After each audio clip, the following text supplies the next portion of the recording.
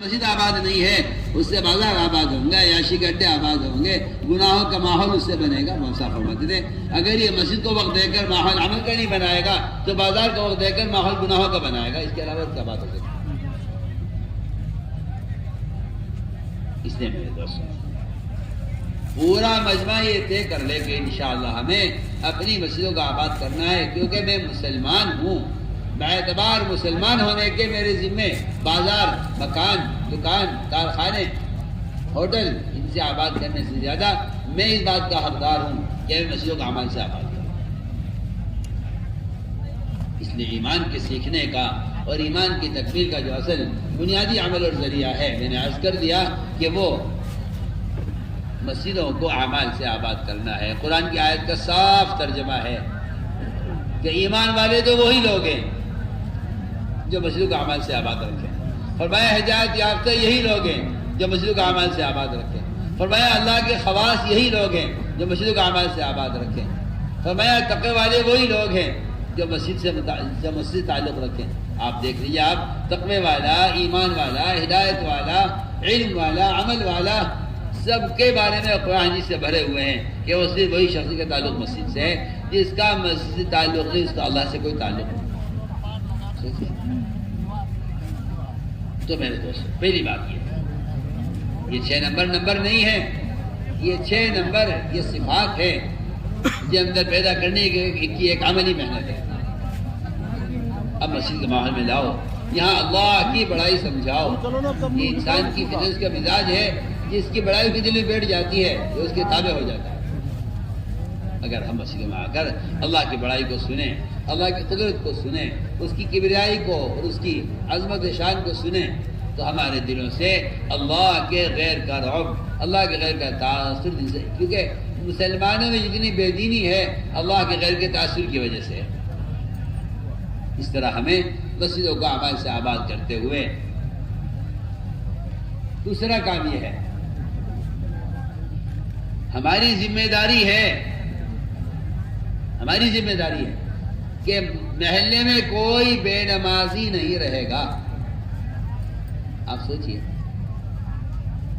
آپ کے پڑوس میں آگ لگ جائے، آپ کے پڑوس میں آگ لگ جائے، اگرچہ گھر کسی دشمن کا ہو آپ کہیں گے دشمن کا گھر ہے جلنے دو، نہیں جی میں اپنے دشمن کا گھر کی آگ بجھاؤں گا، برابر ہے میرا گھر ہے، ایک دیواریں دونوں کی، میرا گھر نہیں بچے گا اگر میں دوسرے گھر کی آگ نہیں بجھاتا۔ آپ سوچیں تو صحیح، آپ کو اپنے پڑوسی کے گھر کی آگ پر اپنے گھر کے تباہ ہونے کا اندیشہ ہے، آپ کا تو گھر برابر کا ہے۔ ایک بے نمازی کی نحوست 40 گھروں تک جاتی ہے۔ جو لوگ نماز کے پابند ہیں، تہجد کے پابند ہیں، سنیے میں کیا بول رہا ہوں، ایسے مسلمان جو تہجد کے، اشراق کے، چاش کے، اوابین کے پابند ہیں، وہ اپنے بے نمازی پڑوسی کی نحوست سے بچیں گے نہیں۔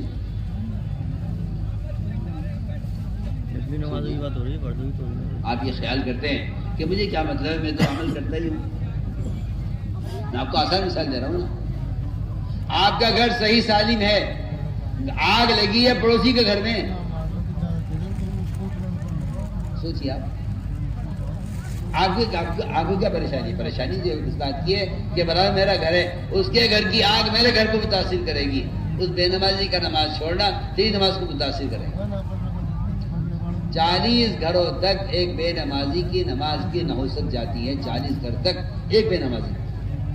جس محلے میں 40 بے نمازی ہو، ان کے بارے میں آپ کیا خیال، ان کی نحوست کتنی ہوگی؟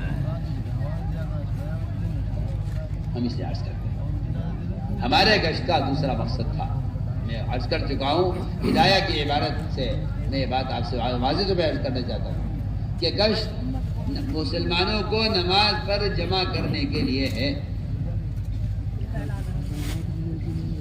اس لیے میرے دوستوں پہلا کام یہ ہے کہ لوگوں کو دعوت دے کر نماز کے لاؤ۔ ہم یہ ٹھان لیں ہمارے محلے میں کوئی بے نمازی نہیں رہے گا، آپ اس کی برکت دیکھنا۔ پھر منافقین جماعت کی نماز چھوڑتے نہیں تھے، منافقین جماعت کی نماز نہیں چھوڑتے تھے کہ جماعت کے بغیر چھوڑ دیں، سب مسلمانوں کے ساتھ ہیں۔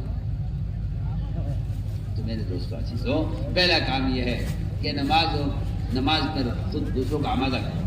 دوسرا کام پھر یہ ہوگا کہ اپنی نمازوں میں کمال پیدا کرو۔ جماعت میں نکلنے کی غرض ہے یہ مستقل. لوگ سمجھتے ہیں جماعت میں نکل جائے نماز سیکھنے کے لیے، اور نماز سیکھنے تو کتاب لے کے بھی ہو سکتا ہے، جماعت میں نکلنے کا ضروری ہے. حالانکہ جماعت میں نکلنے کا مقصد یہ تھا کہ میں اسباب چھوڑ کر دکان، مکان، بیوی، بچے، کارخانہ، دفتر، جس کی وجہ سے نمازیں ضائع ہوتے ہوتے حالت یہ ہو گئی ہے کہ اب یہ نماز چھوڑ بیٹھا ہے مستقل طور پر، اس کے اندر سے نماز پڑھنے کی استعداد ختم ہو گئی ہے. جبکہ آپ کو معلوم ہونا چاہیے کافر مسلمان کے درمیان نماز کا فرق ہے. کافر مسلمان کے درمیان نماز کا فرق ہے، حدیث ہے. اسلام اور کفر کے درمیان نماز کی آڑ ہے. بس آپ نماز چھوڑ دیں تو پھر آپ کے کفر کے درمیان کوئی آڑ نہیں ہے، کوئی دیوار نہیں ہے. آپ کفر کی طرف بعض علماء تو کہتے ہیں کہ آدمی کافر ہو گیا، اسے قتل کر دیا جائے. بعض ائمہ کہتے ہیں نماز چھوڑنے والا کافر ہے، اسلام سے مرتد ہو گیا ہے. امام حنیفہ کہتے ہیں کہ یہ آدمی اس کو عمر قید کر دیا جائے گا، نماز نہیں پڑھتا. یا تو مر جائے قید میں، جیل میں تو مر جائے، یا نماز پڑھنے سے توبہ کر لے. آپ کے نزدیک تو کوئی بڑی بات نہیں ہے، نماز پڑھ لو، چلو بھائی اچھی بات ہے بھائی، نماز پڑھنی چاہیے، نہ پڑھو تو کوئی بات نہیں ہے. حالانکہ اسلام اور کفر کے درمیان شراب کا، زنا کا، چوری کا، غیبت کا، سود کا کہیں کا نہیں بتایا. نماز کو بتایا گیا ہے کہ نماز کفر اسلام کے درمیان فرق کرنے والی ہے. سوچیے تمام گناہوں کے مقابلے میں صرف ایک نماز کا ترک کرنا یہ کفر اسلام کے درمیان فرق بتا رہا ہے. میرا عزیز دوستو، ہمیں اس بات کی پوری کوشش کرنی ہے کہ ہماری نمازوں میں کمال پیدا ہو. ہمارے نکلنے کی غرض یہ ہے کہ جی دکان دکان دکان دکان ہوتے ہوتے نماز کی عادت ختم ہو گئی ہے. عمر رضی اللہ تعالیٰ عنہ صحابہ کو جماعت میں نکالا کر دے کہہ کر کہ تمہیں اس لیے نکال رہا ہوں تاکہ تمہاری نمازوں میں کمال پیدا ہو جائے. بتائیے ان صحابہ کی نماز میں کیا کمی تھی؟ ہماری نماز صحابہ کی نماز کا فرق دیکھیے پہلے. پھر عمر رضی اللہ عنہ صحابہ کو جماعت میں نکال رہے ہیں کہہ کر تمہیں اس لیے نکالتا تھا کہ تمہاری نماز میں کمال پیدا ہو جائے. اس طرح ہمیں بھی اللہ کے راستے میں نکلنے کی ہماری غرض ہے. یہ کچھ وقت کے لیے وہ اسباب چھوڑ دو جن کی وجہ سے نمازیں ضائع ہوئی ہیں. کچھ وقت کے لیے سارے کام چھوڑ کر اللہ کے راستے میں 4 مہینے نماز وقت پر ملے گی، تہجد وقت پر ملے گی، اوابل وقت پر ملے گی، چاش اشراق وقت پر ملے گی. نماز تکبیر اولیٰ کے ساتھ 4 مہینے تک مسجد کی نماز تکبیر اولیٰ کے ساتھ ملے گی. رفتہ رفتہ اس کو نماز سے محبت اور نماز کی اس کو عادت ہو جائے گی. اس کے لیے اس راہ میں نکلنا اس لیے ضروری ہے. اس لیے نکلنا نہیں ہے کہ آپ کو نماز پڑھنی آ جائے، اس لیے نکلنا ہے کہ آپ کو نماز سے مناسبت ہو جائے.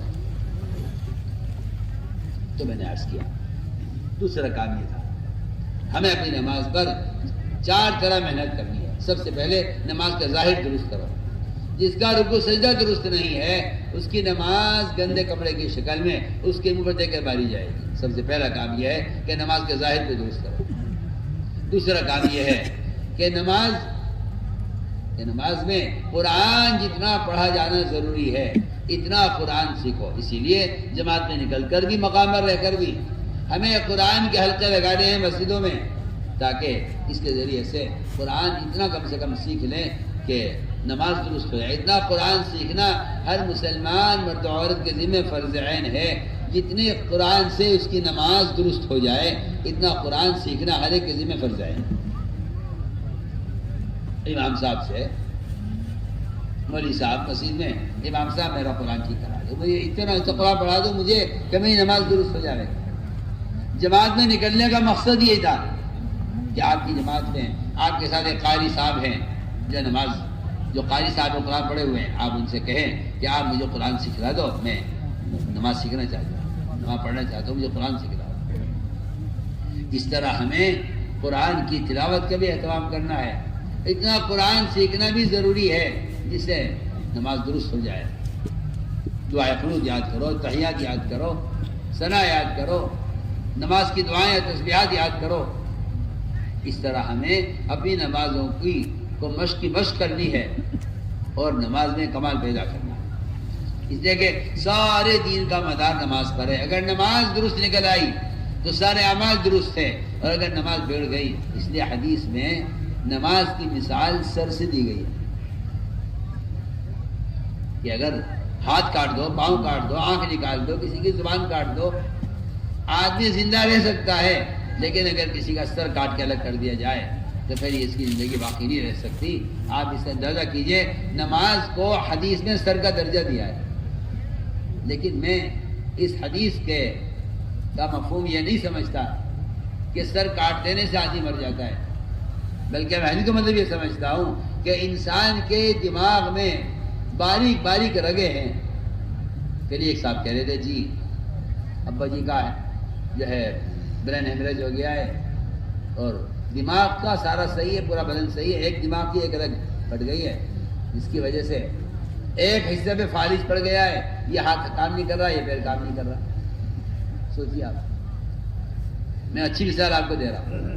سر سلامت ہے، جسم سے جڑا ہوا ہے، لیکن جس کا برین ہیمریج ہو گیا ہے، دماغ کی رگ پھٹ گئی ہے، ایک رگ میں یا کچھ بلاک ہو گیا ہے، اس کا ایک طرف کا حصہ فالج ہو گیا ہے، حرکت نہیں کر سکتا، یا پورا بدن۔ ایسے بھی ساتھی بعض لوگ دیکھے جو کئی سال سے بے ہوش ہیں، ان کے دماغ کی ایک رگ بند ہو گئی ہے، پھٹ گئی ہے، وہ کئی سال سے بے ہوش ہے، جسم بالکل صحیح ہے۔ یہ مطلب ہے حدیث کا کہ نماز کے باریک باریک مسائل ہیں، نماز کی باریک باریک طریقے ہیں، سارے سیکھنے ہوں گے۔ اگر آپ کی نماز میں کوئی کمی ہے تو پھر آپ سے گناہ بھی ہوں گے، آپ نمازی پڑھیں گے گناہ بھی کریں گے، نمازی پڑھیں گے کسی کا حق مانیں گے، نمازی پڑھیں گے جھوٹ بھی بولیں گے، نمازی پڑھیں گے گناہ بھی کریں گے۔ وجہ کیا ہے؟ وجہ اس کی یہ ہے کہ آپ کے جسم کے اعضاء دماغ کی ایک رگ کے پھٹ جانے کی وجہ سے آپ کے بدن کے اعضاء صحیح کام نہیں کر رہے ہیں، یہ والا ہاتھ نہیں کام کر رہا ہے، یہ والا پیر نہیں اٹھ رہا۔ جی کیا بات ہے، آپ کی آنکھ صحیح ہے، آپ بول رہے ہیں، آپ کا ہاتھ کیوں نہیں اٹھتا؟ کہ جی وہ دماغ کی ایک رگ۔ میں نے آپ کو مثال دی ہے۔ حدیث میں نماز کو سر کا درجہ دینے کی بات یہ تھی کہ دماغ ایسی چیز ہے اور ایسی نازک چیز ہے، اگر اس کی ایک رگ میں فرق آ جائے تو آپ کا پیر نہیں ہلے گا، آپ کا یہ ہاتھ نہیں ہلے گا۔ میں سمجھتا ہوں کہ ان کی نماز میں کمال نہیں ہوگا، ان کے دین میں کمال نہیں ہوگا۔ من اقامہا فقد اقام الدین، اس کا مطلب ہی یہی ہے کہ جس کی نماز جتنی کامل ہوگی اس کا دین اتنا کامل ہوگا۔ اس لیے ہم کہا کرتے ہیں کہ جو آدمی کوئی گناہ کر رہا ہے، وہ اس گناہ کا سبب ماحول میں تلاش نہ کرے، گناہ کا سبب نماز میں تلاش کرے کہ شاید نماز میں کوئی کمی ہو رہی ہے جس کی وجہ سے گناہ ہو گیا، ورنہ یہ بات کو قرآن نے فیصلہ کر دیا کہ جس کی نماز صحیح ہوگی اس کی صحیح نماز اس کو منکر سے روک دے گی۔ اقیم الصلاۃ ان الصلاۃ تنہی عن الفحشاء والمنکر، نماز کو درست کر کے پڑھو۔ نماز کی درستگی یہ ہے کہ نماز کو برائی سے روک دے، ورنہ ابن عباس عبداللہ بن مسعود دونوں فرماتے ہیں کہ اس آدمی کی نماز اس کو گناہ سے نہیں روک رہی ہے، اس کی نماز اس کو اللہ سے دور کر رہی ہے۔ آپ بتائیے، اللہ سے دوری کا سبب ہے نماز کا بگڑنا، اللہ سے دوری کا سبب ہے۔ نماز کا بگڑنا اللہ سے دور کر دے گا، اور نماز کا چھوڑنا مسلمان کو مرتد کر دے گا۔ میں بالکل سمجھ کر کہہ رہا ہوں، دے کر کہہ رہا ہوں، نماز چھوڑنا مسلمان کو مرتد کر دے گا۔ یہ جو آج آپ شکایت کرتے ہیں کہ ارتداد ہو رہا ہے، اور ارتداد اس لیے کہ یہود و نصارہ وہ مسلمانوں پر مال خرچ کر رہے ہیں، مرتد ہو رہا ہے۔ تو پاگل پن کی باتیں کرتے ہیں لوگ پاگل پن کی باتیں کرتے ہیں، اپنی غلطی کا الزام یہود و نصارہ کو دیتے ہیں۔ اس سے بڑا گدھا کوئی نہیں ہے۔ آپ اگر ایک مسلمان کو پکڑ کر نماز کے لے آتے، اگر اس کی نماز اس کو منکر سے روک دیتی تو بتائیے تو صحیح کیا مجال تھی یہود و نصارہ کی کہ وہ کسی مسلمان کو مال کا لالچ دے کے مرتد کر دے؟ جس کو نماز سے کامیابی کا یقین ہو جائے، کیا اس کو دنیا کا لالچ اس کو اسلام سے ہٹا سکتا ہے؟ وہ تو کیونکہ مسلمان نماز چھوڑ رہا ہے، اس کے کفر کے درمیان کی ساری دیواریں اور آڑ ختم ہو گئی ہے۔ اب یہ مسلمان مرتد نہیں ہوگا تو کیا ہوگا؟ سوچیے آپ، میں کیا بول رہا ہوں۔ آپ بڑی آسانی سے کہتے ہیں کہ جی ارتداد ہو رہا ہے، کیا وجہ ہے؟ کہ جی وجہ ہی ہے، اور آپ سے بڑا پاگل اور بیوقوف کوئی نہیں ہوگا۔ آپ ان پمفلیٹ، ان موبائلوں سے دین کی باتیں نشر کر کے کس کوشش میں ہیں کہ ارتداد رک جائے؟ میں کہتا ہوں خدا کی قسم، تم قیامت تک ساری کوششیں کر لو، تمہاری کسی کوشش سے نہ مسلمان کو ہدایت ملے گی نہ ارتداد رکے گا، اس لیے کہ یہ طریقہ ہی نہیں ہے، اس سے یہ کوئی دعوت ہی نہیں، جس میں آپ لگے ہوئے۔ عجیب بات ہے۔ لوگوں کو گناہ سے بچانے کے لیے گناہ کے آلات استعمال کرتے ہیں. کسی کی عقل خفت ہو جائے، کسی کی کوئی پاگل ہو جائے، کوئی حرکت کرے گا کہ ہاں باطل کے آلات استعمال کرو لوگوں کو ہدایت پر لانے کے لیے. کیسے پاگل لوگ ہیں، کیسے پاگل لوگ ہیں، آپ سوچیے. آپ کیسے پاگل لوگ، لوگوں کو ہدایت پر لانے کے لیے باطل کے آلات استعمال کیجیے. آپ سوچیے. آپ نبی کے طریقے تربیت سے کوسوں دور جا چکے ہیں. آپ کو رواجی طریقے سنت کے مقابلے میں اچھے لگتے ہیں. سوچیے آپ. اس لیے میں نے شروع میں عرض کر دیا تھا کہ دعوت ایسا بدنی فریضہ ہے جو اخبار سے، رسائل سے، موبائل سے، خدا کی قسم اس کا تبلیغ سے، تعلیم سے خدا کی قسم کوئی تعلق نہیں ہے. وہ علیہ السلام فرماتے تھے جب حق کو چلانے کے لیے باطل کا استعمال کیا جائے گا تو باطل چلے گا، حق نہیں چلے گا. اس لیے ہم نے عرض کیا مسلمان کو ارتداد سے بچانے کا سب سے پہلا سبب یہ ہے کہ آپ ایک مسلمان سے نماز ادا کروا لیں. اچھا جی کرا لی، پھر اگلی نماز، پھر اگلی نماز کے لیے، پھر اگلی نماز کے لیے. روزانہ 5 گشت ہے مسلمان کے ذمے نماز کے لیے. آپ تو ہفتے کے 2 گشت کے بعد فارغ ہو چکے. آپ سمجھتے ہیں اتنی تبلیغ کافی ہے مسلمانوں کے لیے. انہیں کاروبار بھی کرنا ہے، انہیں اور بھی ضروریات ہیں ان کی. جی عجیب و غریب تبلیغ کر رہے ہیں آپ. آپ سمجھتے ہیں لوگوں تک دین کی بات پہنچا دینا تبلیغ ہے. میں کہتا ہوں کہ لوگ اتنی غفلت میں ہیں اور اس کے لیے آپ کو ایک کوشش کرنی پڑے گی کہ یہ 5 وقت نماز کے لیے آپ جاتے ہوئے لوگوں کا ہاتھ پکڑ کر نماز کے لیے. یہ تو ایک جہاد ہے، ایک جہاد جس کو آپ پیغام رسانی کہتے ہیں. یہ ایک جہاد ہے.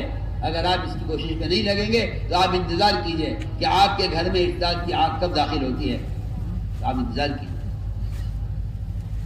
اس لیے ہم نے عرض کیا کہ اس طرح ہمیں اپنی نمازوں میں کمال پیدا کرنا ہے. تہجد، اشراق، چاشت، اوابین، اس کی عادت جب پڑے گی جب اس ماحول میں رہیں گے. جس طرح برے ماحول میں رہ کر فرائض کی عادت ختم ہو گئی ہے، اس طرح اچھے ماحول میں رہ کر نوافل کی عادت بھی پڑ جائے گی. اس طرح ہم نکلنے کے زمانے میں اوابین کا، نوافل کا، تہجد کا اہتمام. یہ نہ کہو کہ بھئی میں تو مسافر ہوں، مسافر پر تو سنتیں نہیں. عجیب پاگل پن کی بات کرتے ہیں لوگ. مسافر پہ تو سنتیں نہیں ہیں. کمال ہو گئے. آپ ٹرین میں بیٹھے ہوئے ہیں، آپ بیٹھے بیٹھے نوافل پڑھیے. آپ بیٹھے بیٹھے نفلیں پڑھتے رہیے. آپ کو قبلے کی بھی ضرورت نہیں ہے نوافل پڑھنے کے لیے. قبلے کی ضرورت صرف فرائض کے لیے ہے. فرائض کے لیے آپ اگر بیٹھے بیٹھے نفلیں پڑھ رہے ہیں، بیٹھ کر پڑھیں، نفلیں پڑھیں. آپ ٹرین میں آپ ہیں، ٹرین ادھر گھوم جائے ادھر گھوم جائے، قبلے کے خلاف ہو جائے، کوئی پریشانی کی بات نہیں ہے. آپ بیٹھے بیٹھے نفلیں پڑھیے، سنتیں پڑھیے، اوابین پڑھیے، تہجد پڑھیے. آپ سارے اعمال کیجیے. یہ تو آج کل کے جاہلوں کا خیال ہے کہ بھئی تم تو جماعت میں نکلے ہوئے ہو اور جماعت میں تو تم مسافر ہو، مسافر میں سنتیں ہیں نہیں. میں حیران ہوں جن سنتوں کا عادی بننے کے لیے نکلا تھا انہی کو چھوڑ دیا. اس لیے سنتوں کا اہتمام، نوافل کا اہتمام، تہجد کا اہتمام، اس طرح نمازوں میں خوب کمال پیدا کرو. نماز کے ساتھ اب تیسرا مسئلہ علم کا ہے. کلمہ، نماز، علم اور ذکر. علم میں سب سے اہم چیز فضائل ہے تاکہ ہمیں رغبت پیدا ہو. اس سے زیادہ اہمیت مسائل کی ہے تاکہ ہم مسائل سیکھیں. جاؤ علماء سے سیکھ لو. ارے علماء سے سیکھ لو. کہاں سیکھ لو علماء سے؟ علماء کو چاہیے روزانہ مسجد کو وقت دیں. محمد صلی اللہ علیہ وسلم کی طرح ہر آنے والے کی طرف خود لپکیں اور ایک ایک کو لے کر بیٹھے اور ایک ایک کی نماز کو خود دیکھیں. صلو کما رأیتمونی اصلی، ارجع صلی فإنک لم تصلی. یہ روایتیں علماء سے متعلق ہیں. یہ علماء کی ذمہ داری ہے کہ وہ ایک بے نمازی کی نماز، ایک نماز پڑھنے والی کی نماز کی نگرانی کریں اور حکم لگائیں علماء دیکھ کر کہ آگے کتاب نہیں دیکھے گی. آپ کہتے ہیں کتاب معلم ہے، ہم کہتے ہیں آپ کو اللہ نے معلم بنایا ہے. کتاب نہ معلم ہے نہ مربی ہے، نہ یہ کتاب نگراں ہے. یہ جو آپ کتاب لکھ کر آپ فارغ ہو گئے کہ بھئی جاؤ اپنی کتاب دے کر نماز پڑھ لو، یہ کسی نبی کا طریقہ نہیں. یہ کسی نبی کا طریقہ نہیں. یہ آپ کا خیال غلط ہے. کتاب عمل کے طریقے کی حفاظت کرنے والی ہے، تعلیم دینے والی نہیں ہے کتاب. آپ ذہن سے خیال نکال دیجیے. آپ نماز کی کتاب لکھ کر یہ سمجھے کہ لوگ نماز پر آ گئے ہیں، اس سے کتاب لکھنے سے نماز قائم نہیں ہوگی۔ کتاب نماز کے طریقے کو بتلا دے گی، کتاب سے نماز قائم نہیں ہوگی۔ نماز قائم کرنے کے لیے تو آپ حدیث پڑھیے، میں تو کوئی خیالی باتیں نہیں کر رہا۔ آپ علماء ہیں، علماء نبی محمد صلی اللہ علیہ وسلم کے مصلی پر ہیں اور آپ کی ذمہ داری پر ہیں۔ ان علماء کو انبیاء کا وارث کہا گیا ہے۔ علماء کی ذمہ داری ہے کہ اپنی مسجدوں کے اندر مسائل کے حلقے قائم کریں۔ آپ گشت کر کے لائیں لوگوں کو، تعلیم کے لیے گشت ہے۔ سارے محدثین کے امام ابو ہریرہ وہ تعلیم کے لیے گشت کر رہے ہیں، بازار سے اٹھا کر لوگوں کو تعلیم میں لا رہے ہیں۔ اس طرح ہمیں نکلنے کے زمانے میں بھی اپنی مقام پر رہتے ہوئے بھی اپنی مسجدوں میں تعلیم کا اہتمام کرنا ہے۔ یہ دو کتابیں ہماری تعلیم کی بنیادی کتابیں ہیں، فضائل اعمال، فضائل صدقات اور منتخب احادیث۔ ان کتابوں سے تعلیم کا اہتمام کیا جائے، ان کتابوں سے تعلیم کا اہتمام کیا جائے۔ یہ دو بنیادی کتابیں ہماری تعلیم کی، فضائل اعمال، فضائل صدقات اور منتخب احادیث۔ مقامہ رہتے ہوئے بھی اپنے گھروں میں ایک دن تعلیم فضائل اعمال، فضائل صدقات اور ایک دن تعلیم پوری منتخب احادیث سے ہو۔ ایک ہفتہ ہفتاری تعلیم ہے فضائل اعمال، فضائل صدقات، ایک ہفتہ فضائل کی تعلیم ہے منتخب احادیث سے تعلیم کا اہتمام گھروں کے اندر۔ روزانہ گھر کی تعلیم کا معمول بھی یہی رہے گا، فضائل اعمال، فضائل صدقات، ایک دن منتخب احادیث۔ جماعت میں نکل کر بھی ہمیں صبح شام ان کتابوں سے تعلیم کا اہتمام کرنا ہوگا۔ تعلیم میں 3 کام بتائے جاتے ہیں، فضائل کی تعلیم، قرآن کے حلقے اور جیسی بات کا مذاکرہ۔ یہ تینوں کام ہمیں روزانہ اہتمام سے کرنے ہوں گے، کتابی تعلیم، قرآن کے حلقے اور جیسی بات کا مذاکرہ۔ اس طرح ہمیں فضائل کے ساتھ ساتھ منتخب کی تعلیم کا اہتمام کرنا ہے اور مسائل علماء سے پوچھیں۔ علماء مسجدوں کو وقت دیں۔ ہم عوام علماء کو مساجد میں جمع کر کے علم کے تعلیم کے نظام میں وسعت پیدا کرنا چاہتے ہیں۔ آپ اسے تعلیم میں مخل سمجھتے ہیں، ہم اس کو امت کی ضرورت سمجھتے ہیں۔ آپ اس کو اپنی تعلیم میں مخل سمجھتے ہیں، ہم اس کو امت کی ضرورت سمجھتے ہیں۔ میں نے کل بھی عرض کیا تھا علماء کی حلقے میں کہ شرابت انسانیت کے کاموں میں سید علی فرماتے ایک کام یہ ہے کہ علماء مسجدوں کو وقت دیں اور ہر مسجد میں علماء کی ایک جماعت اتنے افراد کی ہو جو وہاں کے اس محلے کے تمام مسلمانوں کو دین سکھانے کے لیے کافی ہو جائے۔ یہ حضرت علی کا قول میں عرض کر رہا ہوں۔ اس طرح ہمیں اپنی مسجدوں کو مسائل کے فضائل کے حلقوں سے آباد کرنا ہے۔ اگلی چیز ہے ذکر۔ صبح شام اللہ کا دھیان جمع کر اللہ کا ذکر کریں، اس لیے کہ علم تو صرف طریقہ بتائے گا۔ ایک آدمی راستہ جانتا ہے، ایک آدمی راستہ جانتا ہے مگر اندھیرا اتنا ہے کہ اس کو راستہ نظر نہیں آ رہا ہے۔ راستے کا جاننا منزل پہنچنے کے لیے ہرگز کافی نہیں ہے تو روشنی نہ ہو۔ آسان بات ہے، آپ اپنے گھر میں ہیں، آپ کو معلوم ہے میرا گھر ہے، میرا گھر کا دروازہ یہ اس طرف ہے، بیت الخلا اس طرف ہے، کچن اس طرف ہے، لیکن اندھیرا ہو جائے آپ کھڑے رہ جائیں گے، آپ ایک قدم بھی آگے نہیں بڑھ سکتے۔ آپ کو نہیں معلوم اب دروازہ کدھر ہے، دیوار کدھر ہے، اندھیرے میں آپ کو گھر کا جغرافیہ معلوم نہیں ہے کس طرف ہے۔ میں آپ سے بتانا چاہتا ہوں جو لوگ ذکر نہیں کرتے صرف علم رکھتے ہیں، وہاں ایسا فرماتے تھے ذکر کے بغیر علم ظلمت ہی ظلمت ہے۔ اللہ کا نور جو آئے گا جس سے آپ کو طریقہ نظر آئے، راستہ نظر آئے، اس کا تعلق ذکر سے ہے۔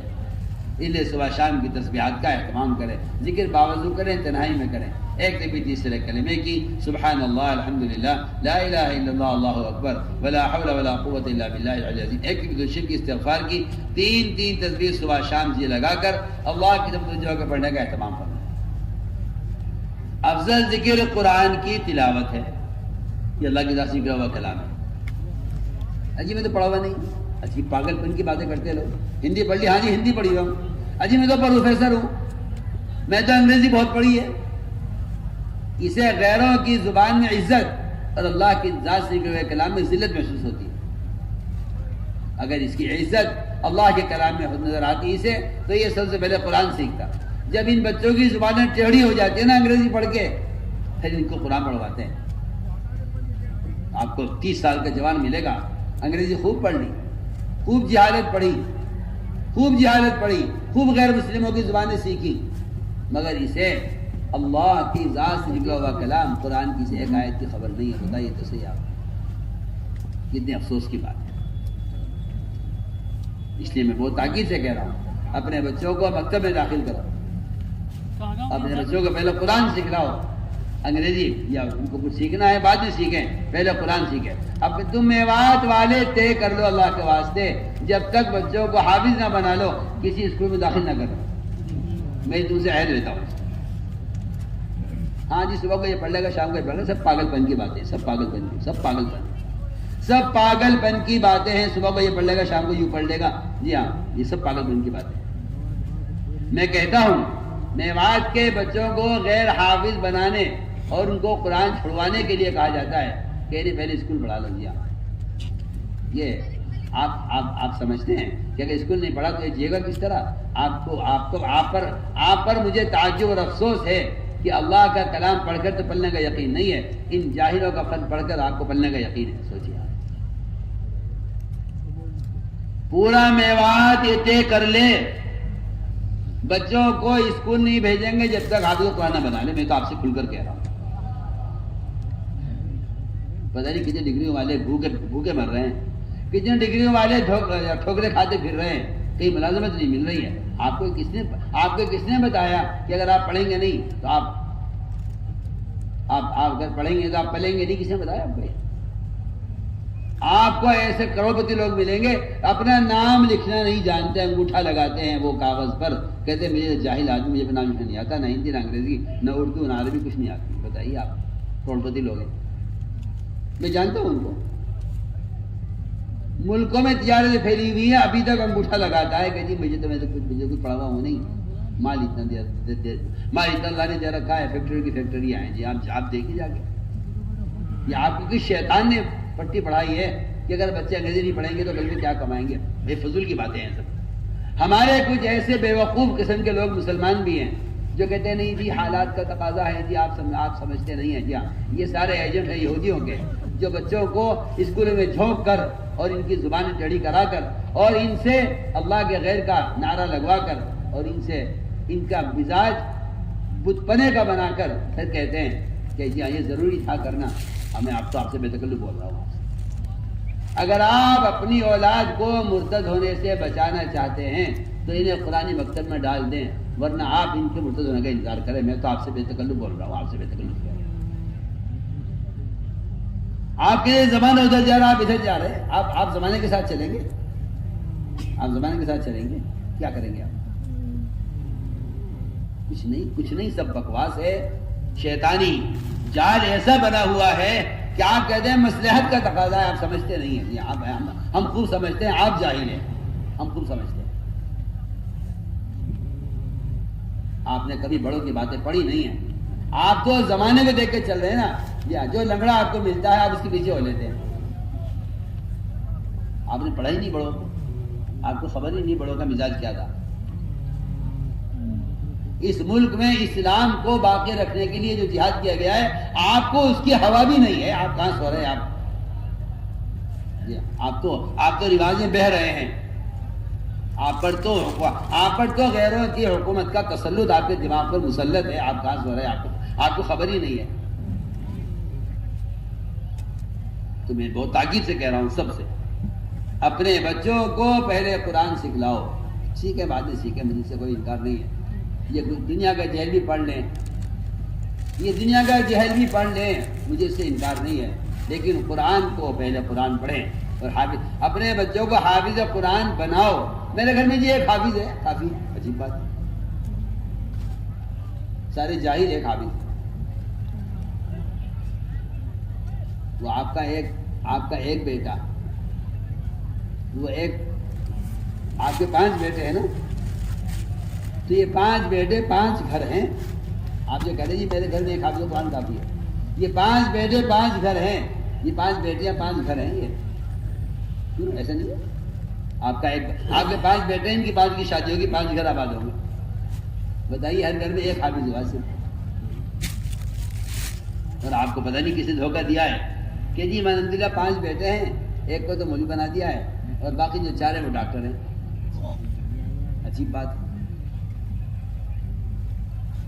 ایسا معلوم ہوتا ہے آپ اپنی اولاد کو تقسیم کرتے ہیں, کون کون جاہل رہیں گے, کون کون عالم بنیں گے. یہ آپ تقسیم کرتے ہیں بیٹھ کر. نہیں, ایسا نہیں ہے. آپ اس بات کی کوشش کیجئے کہ آپ کے اس میوات میں کم سے کم مجھے ایسا نمونہ دکھلا دو کہ تمہارے بچے سب پہلے قرآن پڑھیں, علم سیکھیں, پھر دنیا کا فنون سیکھیں. اسے کیا اندار ہے. اس طرح ہمیں مکاتب قائم کرنے ہیں مسجدوں میں. کوئی مسجد, کوئی مصلی ایسا باقی نہ رہے اور محلے کو کوئی بچہ ایسا باقی نہ رہے جس کا تعلق کسی مکتب سے نہ ہو. بچوں کا پکا کے لانا پڑے گا آپ کو. ان کے والدین کو تیار کرنا پڑے گا اس کے لیے کہ بچوں کو مکتب بھیجیں. آپ مکتب کے لیے گشت کریں, مکتب کے لیے گشت کریں, بچوں کو پکڑ کے. ایک مسجد میں 100 بچے ہونے چاہیے کم سے کم بچے کا. اور مکتب کا مطلب بچے نہیں ہے 80 سال کے بوڑھے سے لے کر 8 سال کے بچے تک, یہ سب مسجد میں قرآن سیکھیں. یہ آج کل ایک نیا فتنہ پیدا ہوا ہے کہ بھائی مکتب تو بچوں کے لیے ہوتا ہے. مکتب کا مطلب بچے نہیں ہے. مکتب کا مطلب ہے ہر مسلمان کو اتنا قرآن سکھلانا لازمی ہے جتنے قرآن سے اس کی نماز درست ہو جائے. مکتب کا تصور بچوں کا رہ گیا ہے. ابو بڑھانی کا جی میں تو جو 80 سال کا ہو گیا میں کیا قرآن پڑھوں گا. تم پر نماز فرض ہے 80 سال کے ہو یا 90 سال کے ہو, نماز تم پر فرض ہے اور نماز کے لیے قرآن پڑھنا فرض ہے. کریں گے اہتمام انشاءاللہ. اسی طرح میرے دوست ہمیں قرآن کی تلاوت کا اہتمام کرنا ہے. اور یہ پہلی بات سب یاد رکھیں, قرآن صرف قرآن میں دے کر پڑھا جائے. آج کل ایک نیا فتنہ پیدا ہوا ہے مسلمانوں میں قرآن کو موبائل میں رکھنے کا, جس کی میرے یہاں قطعاً کوئی گنجائش نہیں ہے. قطعاً ایک حرف کے دیکھنے کی گنجائش نہیں. سوچیے آپ, اسی میں قرآن, اسی میں ننگی فلمیں, اسی میں قرآن, اسی میں عریان. سوچیے دوسری کہاں سے آپ کو یہ سوچیے, کس نے آپ کو اس کا مشورہ دیا ہے, کیا دلیل آپ کے پاس اس کی. آدھے اسکرین پر سورہ فاتحہ, اسی آدھے اسکرین پر ننگی تصویر. آپ کہتے آپ کی شاید عقل خفت ہو گئی یا قرآن کی عظمت آپ کے دل سے نکل چکی ہے. آپ کو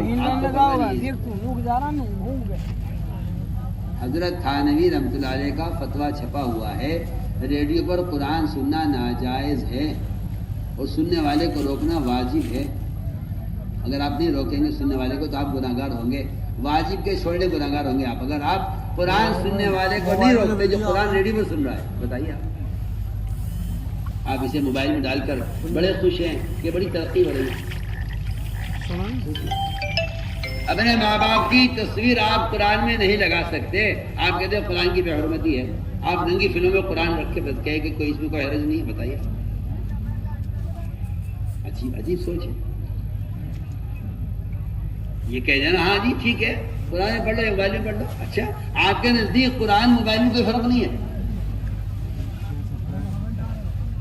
مجھے آپ کی رائے پر انتہائی حیرت ہے اور آپ کے اشتہار پر مجھے بڑا تعجب ہے. آپ سوچیے, اپنے ماں باپ کی تصویر آپ قرآن میں لگانا اور قرآن کی بے حرمتی سمجھتے ہیں. آپ کے والدین کا کیا درجہ اللہ کے اللہ. آپ سوچیے, آپ اس قرآن کو ان گندی تصویروں میں رکھ کر کہتے ہیں کوئی حرج نہیں ہے. ایک صاحب قرآن پڑھ رہے تھے مسجد میں بیٹھے بیٹھے موبائل پر, نماز کھڑی ہو گئی. اچانک وہ کھڑے ہوئے, موبائل جی پہ رکھا اسی وقت اسی منٹ, اور جب صف آگے بڑھی لوگ سب سیدھی کی تو انہوں نے پیر سے سرکا کر موبائل آگے کیا. اب بتائیے آپ اس کے دل میں اگر یہ قرآن ہوتا ہے اس کے ہاتھ میں حرکت کرتا ہے اس کے ساتھ.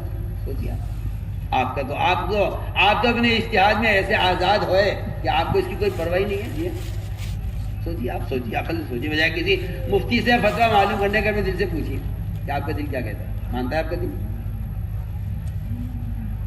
ایک سیکنڈ پہلے اس میں قرآن, ایک سیکنڈ کے بعد اس میں کوئی ایڈ آ گیا, اس میں کوئی تصویر آ گئی, آپ کی تو خیال ہے غور تو کریں میں کیا بول رہا ہوں. میں علماء سے کہتا ہوں اس بات کو. ذکر جائز چیزوں سے تبتل کا حکم کرتا ہے. کہ آپ جائز سے چھوڑ دیجیے قرآن کی تلاوت کو. ایک صاحب نے استفتاء کیا مفتیان کرام سے کہ کیا میں چائے پیتے ہوئے تلاوت کر سکتا ہوں؟ جی ہاں.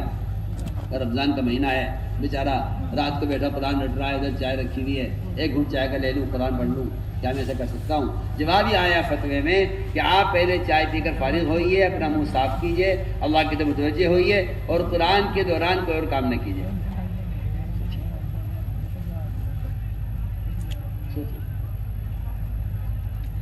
ذکر جائز چیز سے تبتل کا حکم کر رہا ہے، اور آپ نے تلاوت کو گندے آلے کے ساتھ جوڑ لیا ہے. آپ کے اجتہاد کو داد دینی چاہیے.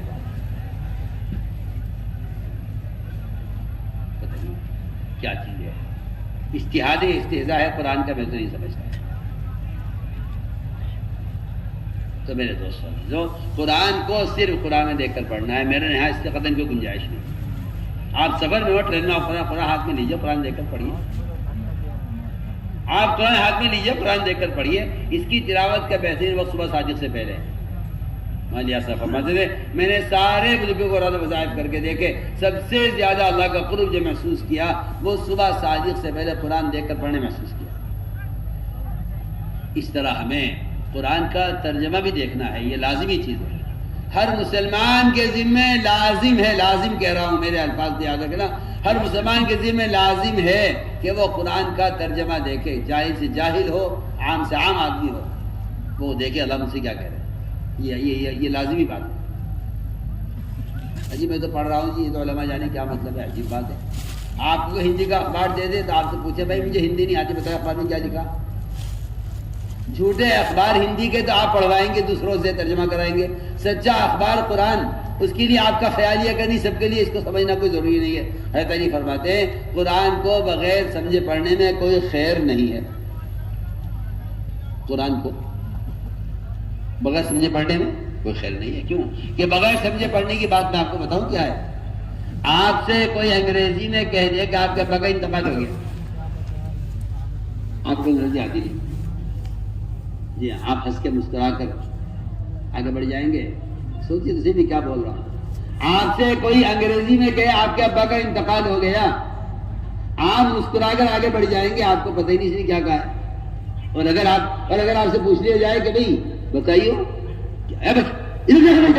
کون سی خرائے، کس کی آواز آ رہی ہے، پاگل کہیں گے، خاموش ہو جائے بالکل. تو ادھر دیکھو میں تمہارے بات کر رہا، اتنی اہم بات کر رہا میں تو ادھر دیکھ رہے شیطانوں کی طرف. کوئی آپ سے انگریزی میں کہے آپ کے ابا کا انتقال ہو گیا، اتنا بڑا حادثہ، آپ سن کے ٹال دیں گے، ہنستے ہوئے گزر جائیں گے. آپ تو کہ میاں پتہ ہی کیا کہا اس نے، کسی مجھے پتہ نہیں کیا کہا. اس نے کہا آپ کے ابا کا انتقال ہو گیا، بتائیے آپ کی کیفیت کیا ہوگی. سنو میں کیا بول رہا. یہ جو آپ کا اپنی رائے پر ناز ہے، آپ کہتے ہیں ہر ایک کے ذمہ کیوں لازم کرتے ہیں آپ قرآن کو سمجھ کر پڑھنا، کیا ضرورت ہے اس کی. ایسا معلوم ہوتا ہے آپ کو قرآن سے کوئی مناسبت نہیں رہی. آپ کی رائے فضول کی رائے ہے. آپ اس چکر میں ہیں کہ مسلمان کو دنیا کے لیے تو ہر مصیبت میں ڈال دو اور دین کے بارے میں ان کے لیے سہولت کرو. یہ آپ کا پاگل پن ہے، کچھ نہیں. آپ کے پاس کوئی دلیل نہیں. آپ کے پاس آپ دنیا کو سامنے رکھ کر چل رہے ہیں، اس لیے آپ کی دین کی سطح نیچے گر رہی ہے. آپ ہر وہ مسئلہ بتائیں گے جسے مسلمان کو کوئی دقت نہ ہو. یہ دین کیا ہے؟ یہ دین کو مٹانے کے مرادف ہے.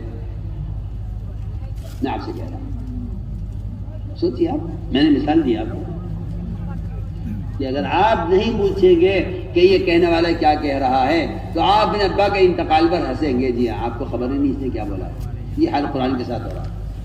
یہ حال قرآن کے ساتھ ہو رہا ہے. اس کی وعیدوں کا خوف، اس کے وعدوں کا شوق اس لیے ختم ہو گیا ہے کہ قرآن کو سمجھ کر پڑھنے کی بات اچھے تو ان مولویوں پر حیرت ہے جو کہتے ہیں کہ نہیں سب کے لیے کوئی ضروری نہیں ہے سمجھ کر پڑھنا. آپ تو نماز پڑھ لیجیے، آپ تو تراویح و قرآن سن لیجیے، آپ کے لیے ضروری نہیں ہے سمجھنا. مجھے ان مولویوں پر حیرت ہے جو بیچارے اس غلط خیال سے متاثر ہیں. میں صاف بول رہا ہوں.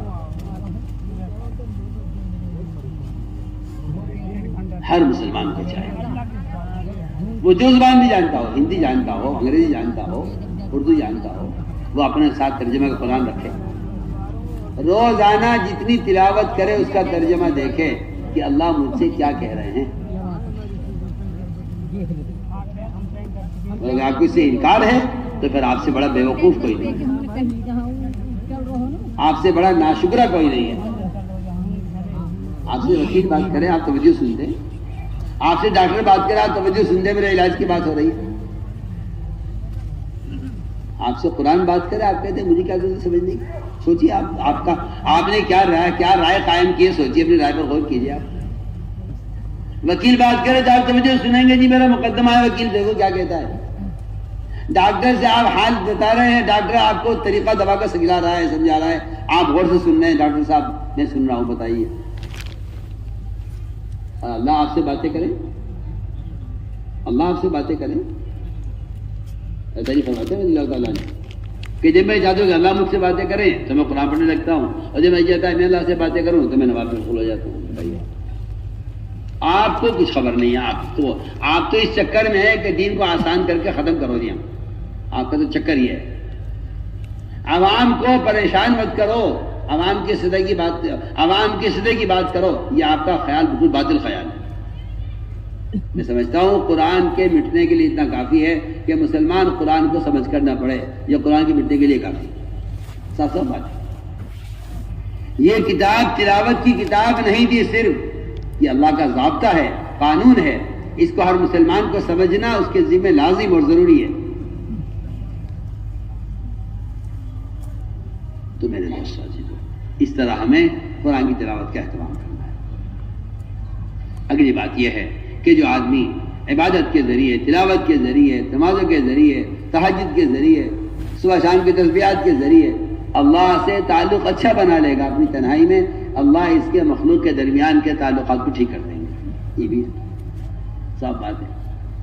من اصلح ما بینہ و بین اللہ، سن رہے، کھیل رہے، جو اپنے اللہ کے درمیان کے تعلقات کو درست کر لے، اللہ اس کے مخلوق کے درمیان تعلقات ٹھیک کر دیتے ہیں۔ جماعت میں نکلنے کی ایک بڑی غرض اپنے اخلاق کو درست کرنا ہے، اور وہ بھی نکل کے ہی ہوگا۔ آپ چاہے اس کا انکار کریں کیونکہ آپ حدیثیں تو پڑھتے نہیں ہیں، غور کو کرتے نہیں ہیں، آپ کو تو ہر بات غلو معلوم ہوتی ہے کہ ابھی نکلو جماعت میں، کیوں نکلے؟ اخلاق اچھے ہو جائیں گے، کیسے ہو جائیں گے؟ آپ نے پڑھائی نہیں حدیث میں کیا ہے؟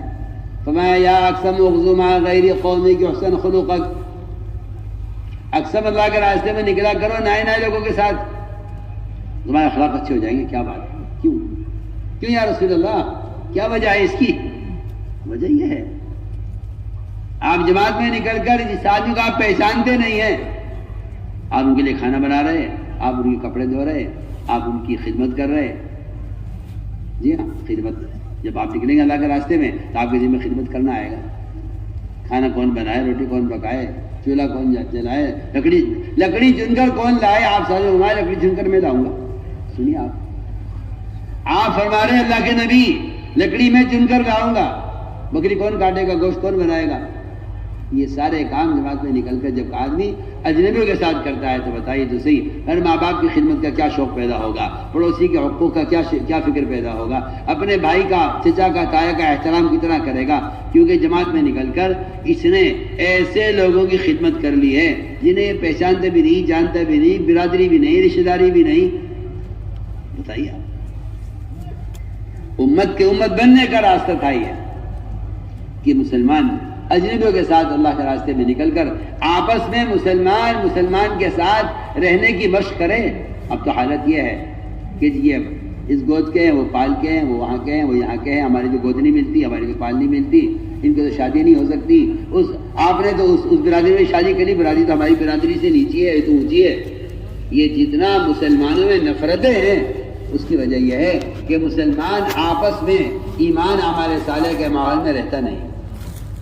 جماعت میں نکلنے کی غرض یہ تھی کہ مسلمان ایمان اعمال صالحہ کے ماحول میں اجنبیوں کے ساتھ رہنا کی مشق کر لے تاکہ انہیں آپس میں رہنا آ جائے۔ میں اتنی آسان بات عرض کروں، یہ جو جہالت پیدا ہوئی ہے مسلمانوں میں، جی ہاں، کہ اونچے خاندان کے ہیں، نیچے خاندان کے ہیں، حضور اکرم صلی اللہ علیہ وسلم نے ان ساری نسبتوں کو کاٹا تھا کہ نہیں ہمارا ایسی کوئی چیز نہیں ہے. اجنبی سے اجنبی آدمی کو آپ نے آگے بڑھایا تاکہ امت بنے. لیکن میں آج کہتا ہوں آپ سے کہ مسلمانوں کے درمیان نفرتیں اور مسلمانوں کے درمیان اس کو ذلیل سمجھو اس کو عزیز سمجھو، یہ سب چیزیں اس لیے پیدا ہوئی ہیں کہ مسلمان دین کے کام پر جمع نہیں ہے. اس لیے برادری کی اونچ نیچ، جی ہاں، کوئی چیز نہیں ہے. مسلمان اللہ اکبر، آپ اپنے سگے بھائی کے بیٹے سے اپنی بیٹی کی شادی کریں تو کہتے ہیں ہاں جی بالکل کر دیں گے کیونکہ میرا بھائی ہے، میرے بھائی کی اولاد ہے. ایک بھائی کی اولاد ہے، ایک بھائی کی اولاد ہے، شادی کر ہاں جی کر دیں گے. آپ سوچیے، آپ جو رشتہ آپ کر رہے ہیں، رشتہ آپ کر رہے ہیں اپنی اولاد کا اپنے بھائی کی اولاد سے، خدا کی قسم دنیا میں کسی انسان سے آپ اگر جا کے شادی کرتے ہیں تو وہ آپ کا اسی طرح سگا بھائی ہے جس طرح آپ کا سگا بھائی یہ ہے. اس طرح دنیا کا ہر آدمی آپ کا سگا بھائی ہے. من ابن و امین، کہ تمہیں ایک ماں باپ سے اللہ نے پیدا کیا ہے، اس کا مقصد ہی یہی تھا کہ تمہیں آپس میں ایک دوسرے پر فخر کرنے کی کوئی گنجائش نہیں ہے. تمہیں آپس میں فخر نہیں، کوئی گنجائش نہیں ہے. تم سارے ایک ماں باپ کی اولاد ہو. اس لیے میں نے عرض کیا ہوں کہ ایک ماں باپ کی اولاد، اگر اولاد کی اولاد آپ سے شادیاں کرتی ہے تو آپ کہتے ہیں ہمارے اپنے ہیں، اور اگر آپ گود اور پال کی اور آپ برادری کی اور اونچ نیچ کی بات کرتے ہیں تو پھر اس کا مطلب یہ ہے کہ آپ ایک ماں باپ کی اولاد معلوم نہیں ہوتے. جی تو میں نے اس لیے عرض کیا. اس لیے ہمیں اللہ کے راستے میں نکل کر اس کی بھی مشق کرنی ہے کہ خدمت کے ذریعے ہمارے اندر تواضع پیدا ہو. خدمت لینے سے بڑائی پیدا ہوتی ہے، خدمت کرنے سے تواضع پیدا ہوتی ہے. اس طرح ہمیں خدمت کے ذریعے اپنے اندر ہمیں مشق کرنی ہے اکرام کی اور اخلاق کی. یہ سارے کام اللہ کی رضا کے لیے ہوں، اس کو اخلاص کہتے ہیں. شیطان لگا ہوا ہے نیت کو بگاڑنے میں، شیطان لگا ہوا ہے مسلسل. ہمیں چاہیے اپنی نیت کو ٹٹولتے رہیں، اللہ سے اخلاص مانگتے رہیں کہ اللہ تو ہمیں اخلاص عطا فرما دے اور ہمیں ہماری نیتوں کے اندر اخلاص پیدا فرما دے. اور اے اللہ ہمارے اندر سے دنیا کی محبت نکال دے. اس لیے کہ جب آدمی کوئی کام دنیا کے لیے کرتا ہے تو اخلاص ختم ہو جاتا ہے. اخلاص تو جب تک ہے جب تک آپ اللہ کے لیے اور اس کے وعدوں کے یقین کے ساتھ اور اس کو راضی کرنے کے لیے غرض سے عمل کر رہے ہیں. اس طرح ہمیں اخلاص کو اللہ سے مانگتے رہنا ہے. میرے دوستوں، یہ ایک محنت ہے، یہ ایک محنت ہے. اس کا ایک طریقہ کار ہے. ہم اللہ کے راستے میں نکلیں، الحمدللہ جماعتیں بنی ہیں ملک کے لیے، بیرون ملک کے لیے، 4 مہینے کی، 5 مہینے کی. سب سے پہلی بات یہ ہے کہ جماعتیں اپنے امیر ذمہ دار کی اطاعت کے ساتھ چلیں. یہ سب سے بنیادی چیز ہے. اگر امیر کی اطاعت نہیں ہے تو کوئی تربیت نہیں ہے. امیر کی اطاعت نہیں تو کوئی جماعت نہیں ہے. امام نماز پڑھاتا ہے، ان کے پیچھے والوں کی نماز امام کی نماز کے ساتھ ہے. اگر آپ کہ میں ایک رکوع کروں گا تو نہیں کروں گا، میں ایک سجدہ کروں گا ایک سجدہ نہیں کروں گا، تو آپ اس امام کے ساتھ نہیں ہیں. آپ کا جو عمل امام کے ساتھ چھوٹ گیا، آپ کا امام کے ساتھ ختم ہو گیا. بہت موٹی سی بات ہے، وہ تو آسان مثال دے رہا ہوں. ہم فلاں بات مانیں گے، فلاں بات نہیں مانیں گے. پھر آپ جس طرح امام کے ساتھ نہیں ہیں اس طرح آپ امیر کے ساتھ نہیں ہیں. امیر کی اطاعت اس وقت تک لازم ہے، امیر جب تک آپ کو نماز چھوڑنے کا حکم نہ کرے یا اللہ کے ساتھ نعوذ باللہ اللہ کے انکار کا حکم نہ کرے، اس وقت تک امیر کی اطاعت لازم ہے. اس لیے ہمیں چاہیے کہ اپنے امیر کی اطاعت کے ساتھ چلیں. جہاں کا رخ بنائے جماعتیں وہاں جائیں. ہمارے چلنے میں وقار ہو، ہمارے چلنے میں سنجیدگی ہو، ہماری نظریں قابو میں ہوں، نیچے دیکھ کر چلیں. دنیا کی محبت دلوں سے نکالنے کے لیے نکلیں. اگر بازار میں گزرتے ہوئے بازار کی چیزوں کو دیکھ رہے ہو تو پہلے سے زیادہ دنیا کی محبت دے کر لوٹو گے. اس لیے ہمیں چاہیے اپنے نظر کی حفاظت کریں. ہماری جماعت جہاں تک ہو سکے اللہ کے راستے میں پیدل چلو. پاس کی بستیاں پیدل طے کرو. اللہ کے راستے میں پیدل چلنا جہنم کی آگ کو حرام کر دیتا ہے. اس راستے کا غبار، جہنم کی اور آگ کا دھواں ایک ناک میں جمع نہیں ہو سکتے. اس راستے کا غبار اور جہنم کا دھواں ایک پیٹ میں ایک ناک میں جمع نہیں ہو سکتا، حدیث ہے، بلکہ یہاں تک روایت میں آتا ہے اس راستے کا غبار جتنا بدن پر آئے گا، دو روایتیں ہیں، ایک روایت